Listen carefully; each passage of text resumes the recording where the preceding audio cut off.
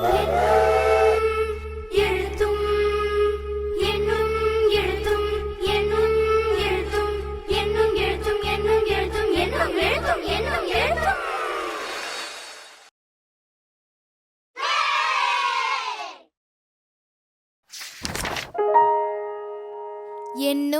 எழுத்தும்.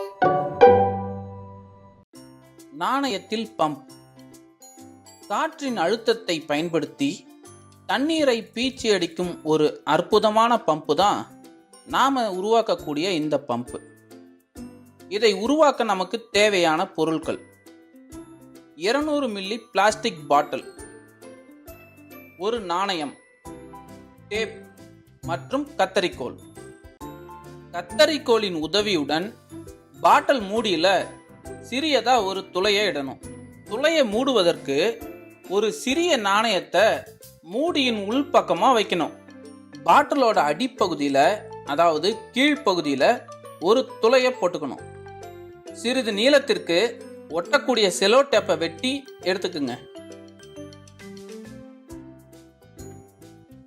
டேப்போட ஒரு பகுதியை டேப்பிலே மடிச்சு ஒட்டிக்கொள்ளுங்க.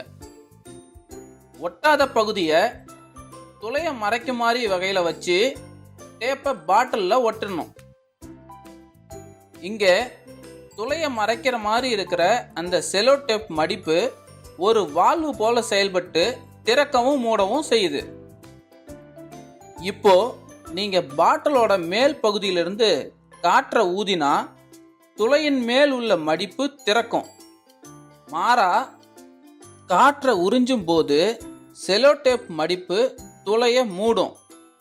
இறுதியா நாணயத்துடன் சேர்த்து பாட்டிலின் மூடிய மூடணும். இப்போ நமது நாணய பம்ப் செயல்பாட்டிற்கு தயாராக உள்ளது. ஒரு பாத்திரத்துல வண்ண நீரை தயார் செய்து அதனுள் பாட்டிலை தலைகீழாக வைத்து பாட்டிலை மெதுவா அழுத்தி அழுத்தி விடணும். இப்படி செய்யும் போது மெதுவா பம்பு செயல்பட்டு வண்ண நீரை பாட்டிலுக்குள்ள உறிஞ்சுது. பாட்டில் முழுவதும் நிரம்பியவுடன் மேற்கொண்டு அழுத்தும் போது பாட்டிலின் துளை வழியே தண்ணீர் பீச்சி அடிப்பதையும் காண முடியும்.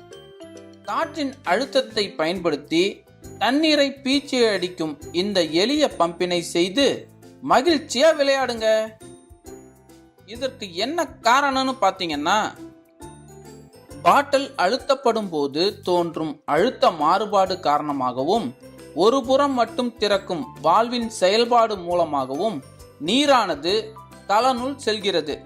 தொடர்ந்து செலுத்தப்படும் அழுத்தமானது அனைத்து திசைகளிலும் சமமாக கடத்தப்படுவதால் பாஸ்கல் விதியின் அடிப்படையில் நீரானது வெளியேற்றப்படுகிறது.